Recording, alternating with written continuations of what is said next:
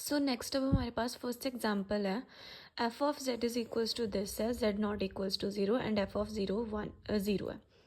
Prove करना है कि F of Z minus F of zero upon Z approaches to zero as Z approaches to zero along any radius vector. That means this term approaches to 0 as z approaches to 0 along any radius vector. Radius vector के along ये वाली चीज़ 0 को approach कर रही है जब z 0 को approach कर रहा है, बट z जब 0 को अप्रोच कर रहा है एंड रेडियस वेक्टर के अलावा अगर हम कोई और कर्व लेते हैं, मतलब दो पाथ हमने लेने हैं, हर एग्जांपल में हमने दो पाथ चूज़ करने हैं। एक तो रेडियस वेक्टर क्या है हमारा y is equals to M x. एक हमने कोई और पाथ चूज़ करना है, वो भी आपको मैं बताऊंगी कैसे चूज़ करना है। एंड फर्स्ट के लिए वो रेडियस वेक्टर के लिए बोल रहे हैं आपकी ये वाली चीज़ किसको अप्रोच करनी चाहिए, 0 को। आपने ये प्रूफ करना है जब हमारा z 0 को अप्रोच करेगा एंड जब हमारा z अप्रोच करेगा एंड हम कोई रेडियस वेक्टर के अलावा कोई और पाथ चूज़ कर रहे हैं, तब हमारी ये वाली चीज़ 0 को अप्रोच नहीं करनी चाहिए।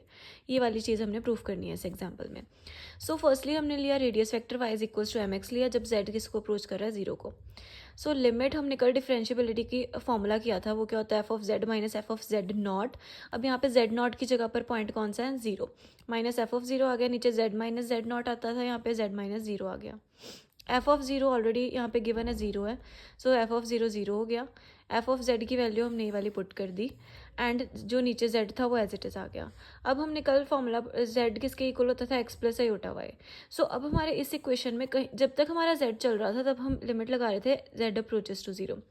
अब हमारे पास यहाँ पे जो है जेड नहीं है, हमने क्या कर दिया एक्स अप्रोचेस टू 0। अब वाई अप्रोचेस टू 0 भी कर सकते हो, बट हमने यहाँ पे क्या किया, एक्स अप्रोचेस टू 0 किया। अब पहले मैंने क्या किया, मैंने इस वाली ब्रैकेट में से माइनस कॉमन निकाला। जब मैंने माइनस कॉमन निकाला साइन चेंज हो गए ब्रैकेट के अंदर। देन -1 आपको पता है क्या होता है, -1 क्या होता है, अयोटा स्क्वायर। सो मैंने यहाँ पे -1 की जगह पर क्या लिख दिया, अयोटा स्क्वायर लिख दिया। -1 को अयोटा स्क्वायर लिख दिया, दैट मीन्स यहाँ पे पॉजिटिव साइन हो गया।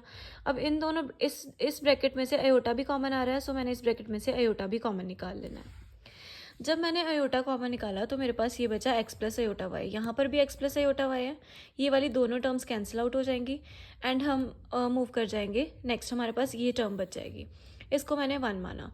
अब मैंने फर्स्टली क्या करना था, मैंने फर्स्ट क्या प्रूव करना था, रेडियस वेक्टर के लॉन्ग। एंड मेरी रेडियस वेक्टर की इक्वेशन क्या है, y is equals to M x. Y को मैंने एम एक्स पुट करना है। अब मैंने इसमें वाई को एम एक्स पुट करा। हर एग्जाम्पल में मैंने दो पाथ से चेक करना है। पहला मेरा रेडियस वेक्टर मतलब y is equals to M x, तो मैंने पुट करके चेक करना ही करना है। सेकंड पाथ मैं आपको बताऊंगी कैसे चूज करना है। अब यहाँ पे y is equals to M x जब आप पुट करोगे, y की जगह पर एम एक्स आ गया। आपने इस इक्वेशन को सिंप्लीफाई करा, कॉमन निकाला नीचे डिनोमिनेटर में से, यहाँ से एक्स स्क्र कट डाउन हो गया एंड यहाँ पर एक्स स्क्र एम बचा, ऊपर नीचे एक्स की पावर 4 प्लस एम स्क्र बचा। यहाँ पे एक्स अप्रोचेस टू 0, जब आप एक्स को 0 पुट करोगे ये बचेगा 0 upon something, 0 plus 0 upon M square, so 0 upon something 0 ही होता है। तो आपका जो फर्स्ट प्रूफ करना था आपने कि जब ये वाली टर्म मेरी किसको अप्रोच करेगी, 0 को, जब मेरा z अप्रोच करेगा along any radius vector, right. So मेरा जब z 0 को अप्रोच कर रहा था रेडियस वेक्टर के अलॉन्ग, तो मेरी ये जो लेफ्ट हैंड साइड थी वो क्या आ गई, 0 आ गई। दैट मीन्स मेरी फर्स्ट चीज़ प्रूव हो गई। सेकेंड चीज़ मैंने क्या करना है, अब मैंने कोई और पाथ चूज करना है, any other path in any other manner, मतलब हमने कोई और पाथ चूज करना है। अब मैंने ये y is equals to x cube path कैसे चूज करा, आपने जो इक्वेशन बनाई होगी सिंप्लीफाई करने तक, जब तक आपने कोई वैल्यू नहीं पुट करी होगी उसको आपने 1 इक्वेशन मान लेना है। अब यहाँ पे न्यूमिरेटर में आपकी जो हाईएस्ट पावर है वो है एक्स क्यूब, तो आपने क्या करना है, यहाँ पे एक्स क्यूब को क्या पुट कर देना है, या फिर आप क्या क्या करते हो, वाई को आपने क्या पुट कर देना है, एक्स क्यूब। आपने क्या करना है, जो भी आपकी हाईएस्ट पावर है वाई को आपने वो पुट कर देना है, जो भी आपकी न्यूमिरेटर में हाईएस्ट पावर है वाई को आपने वही पुट कर देना है। जैसे यहाँ पे एक्स क्यूब आपकी हाईएस्ट पावर थी, तो आपको वाई को क्या पुट करना है, एक्स क्यूब। सो आपने जब यहाँ पे y को एक्स क्यूब पुट करा तो यहाँ पे क्या आ जाएगा, limit z approaches to 0 f of Z minus F of, वही फॉर्मूला हमने लिखा एंड हमने फिर से वैल्यूज पुट कर दी। सो अब मेरा मैंने डायरेक्टली यहाँ पे पुट कर दिया, तो लिमिट x अप्रोचेस टू 0, यहाँ पे जब मैंने y की जगह पर एक्स क्यूब पुट करा तो यहाँ पे x की पावर 6 हो गई, नीचे भी x की पावर 6 हो गई। नीचे मेरी 2 टाइम्स एक्स की पावर 6 थी, तो ये आ गया 2 टाइम्स एक्स पावर 6। अब यहाँ पर एक्स की पावर 6 कैंसिल हो गया एंड ये माइनस अयोटा बाई 2 हो गया। दैट मीन्स जो हमने प्रूव करना था कि जब हमारा z अप्रोच कर रहा है रेडियस वेक्टर के अलॉन्ग 0 को, तो हमारी लेफ्ट हैंड साइड 0 के इक्वल आ रही थी। बट उन्होंने बोला था जब हमारा z अप्रोच कर रहा है किसी और कर्व से, किसी और पाथ के थ्रू, तब हमारी लेफ्ट हैंड साइड जो है वो 0 के इक्वल नहीं आनी चाहिए थी, तो ये 0 के इक्वल नहीं आ रही है। तो हमें जो बोला था रिजल्ट प्रूव करने के लिए वो प्रूफ हो चुका है, तो hence the result. Next example है अब सेम है, z नॉट इक्वल्स टू 0 के लिए एफ जेड की वैल्यू ये है and z is equals to 0 के लिए एफ जेड की वैल्यू 0 है। हमने इसको नॉट डिफरेंशिएबल प्रूफ करना है। अब नॉट डिफरेंशिएबल जब इन्होंने आपको प्रूफ करने के लिए बोला है तो सेम ही चीज़ है कि रेडियस वेक्टर के अलॉन्ग जब आप फाइंड करोगे एंड जब आप किसी और पाथ के अलॉन्ग फाइंड करोगे तो दोनों वैल्यूज सेम नहीं आएंगी। जब दोनों वैल्यूज सेम नहीं आएंगी रेडियस वेक्टर के अलॉन्ग और किसी और पाथ के अलॉन्ग, तो आप क्या बोलोगे लास्ट में कि it is not differentiable at particular point. That means वो डिफरेंशिएबल नहीं है। अगर दोनों वैल्यूज सेम आ जाएंगी so that means it is differentiable. So firstly हमने रेडियस वेक्टर के अलॉन्ग चेक करना है। हमने फिर से फॉर्मूला लिखा, limit z approaches to 0 f of z minus F of 0 है। फिर से यहाँ पे पॉइंट z नॉट की जगह पर z minus 0 f of z की वैल्यू पुट करी, ये z एज इट इज़ आ जाएगा। देन अगेन आप z को x plus iota y put करोगे, ये वाली term x plus iota y के साथ कैंसिल आउट हो जाएगी एंड यहाँ पर अब कोई भी z नहीं बचा तो हमारी लिमिट भी चेंज हो जाएगी, x अप्रोचेस टू 0। पहले ये z अप्रोचेस टू 0 चल रही थी। अब जब ये दोनों टर्म्स कैंसिल आउट हो गई, हमारे पास ये बचा। अब इस पॉइंट पे आकर जब हम z को हटा देंगे अपनी इक्वेशन में से, जब हम z की वैल्यू भी पुट कर देंगे, कैंसिल आउट भी कर देंगे टर्म्स को, उस टाइम पे हमने क्या पहले पुट करना है radius vector. Radius vector y is equals to mx, y की जगह पर mx पुट करेंगे। ये हमने सारी वैल्यूज पुट करी एम एक्स की, इसको सिंप्लीफाई करा, यहाँ पे एम स्केयर एक्स स्केयर हो गया, नीचे भी एम स्केयर एम की पावर 4 एक्स की पावर 4 आ गया, नीचे डिनोमिनेटर में से टर्म कॉमन आ रही है, कैंसिल आउट करी। एक्स की वैल्यू जब हमने लास्ट में सिंप्लीफाई करने के बाद 0 पुट करी तो मेरे पास आ गया 0।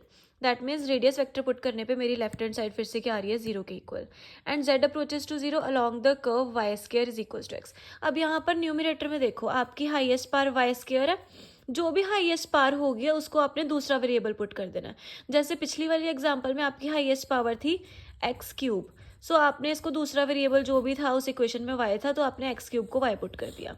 अब यहाँ पर आपकी हाईएस्ट पावर क्या है वाई स्केयर, तो इसको आपने दूसरा वेरिएबल x पुट कर देना। सो ऐसे ही हमने सारी एग्जांपल्स सॉल्व करनी है, मतलब दूसरा कर्व हमने जो चूज़ करना है वो ऐसे ही चूज़ करना है। अब अलॉन्ग द कर्व यहाँ पे हमने वाई स्केयर को क्या पुट कर दिया, दूसरा वेरिएबल क्या था x, तो अब हम वाई स्केयर की जगह पर क्या पुट कर देंगे, x पुट कर देंगे। वाई स्केयर की जगह पर एक्स पुट करा, नीचे आ गया 2x square, x square cancel हो गया 1/2। अब जो हमारी फर्स्ट जब हमने रेडियस वेक्टर पुट करा और जो हमने सेकंड जो दूसरा कर्व पुट करा है, इन दोनों के अकॉर्डिंग ये क्या आ रहे हैं, चेंज आ रही हैं दोनों वैल्यूज़। तो ये क्या आ गया, not differentiable at z is equals to 0। Next हमारे पास डेफिनेशन है analytic function in domain. Most important definition है, if the function is differentiable at every point z of certain domain D। अगर हम कोई डोमेन की बात कर रहे हैं उसमें हर पॉइंट पर, एवरी पॉइंट पर हमारा जो एफ जेड फंक्शन है वो डिफरेंशिएबल हो, मतलब दोनों ही पाथ से वैल्यू जो हमारी आ रही हो वो क्या आ रही हो सेम, तो it is analytic on D. तो वो क्या हो जाता है एनालिटिक ऑन डी। अगर हर पॉइंट पे वो डिफरेंशिएबल होगा तो वो क्या हो जाएगा, एनालिटिक हो जाएगा उस रीजन में। Then analytic point function at a point. अगर हम एट अ पॉइंट पे बात करें तो function is said to be analytic at a point if it is analytic in some domain enclosing the point. अगर वो किसी डोमेन पर एनालिटिक है जो उस पॉइंट को इनक्लोज कर रही है, that is some neighbourhood of that point. उस पॉइंट के किसी भी नेबरहुड पे अगर वो फंक्शन एनालिटिक है तो हम क्या बोलते हैं, analytic function at a point. Analytic होने का मतलब अभी हमने पढ़ा है, अगर वो फंक्शन डिफरेंशिएबल होता है। An analytic function is also called regular और होलोमॉर्फिक। एनालिटिक फंक्शन को हम रेगुलर भी बोलते हैं एंड होलोमॉर्फिक भी बोलते हैं। A function that is analytic on the set of all complex numbers is said to be entire function. जो फंक्शन एनालिटिक होता है सारे कम्प्लेक्स नंबर्स पे, on a set of all complex number, अगर सारे कम्प्लेक्स नंबर पर कोई function analytic है तो हम उसको क्या बोलते हैं, इंटायर फंक्शन। नेक्स्ट है सिंगुलर पॉइंट। सिंगुलर पॉइंट क्या होता है, the point where f z ceases to analytic, जिस पॉइंट पर फंक्शन एनालिटिक नहीं होता। कोई ऐसा पॉइंट हो जिस पॉइंट जो वैल्यू पुट करने पर हमें जो फंक्शन है वो एनालिटिक नहीं मिल रहा, उस पॉइंट को हम क्या बोलते हैं, singular point of F Z. मान लो कोई पॉइंट है, मान लो मेरे यहाँ पर डिनोमिनेटर में x माइनस 1 समथिंग है एंड मेरी value x is equals to 0 पर मेरे फंक्शन को x इज इक्वल्स टू 1 पे मेरे फंक्शन को इन्फिनिटी बना रही है। बिकॉज अगर मैं x की वैल्यू 1 पुट करूँगी 1 माइनस 1 0 हो जाएगा, 1 समथिंग अपॉन 0 इन्फिनिटी होता है, तो x इज इक्वल्स टू 1 पे मेरा ये वाला फंक्शन क्या बन रहा है, इन्फिनिटी। दैट मीन्स इस पॉइंट में मेरा फंक्शन एनालिटिक नहीं है, तो मेरा x इज इक्वल्स टू 1 वाला जो पॉइंट होगा ये कौन सा पॉइंट होगा, सिंगुलर पॉइंट।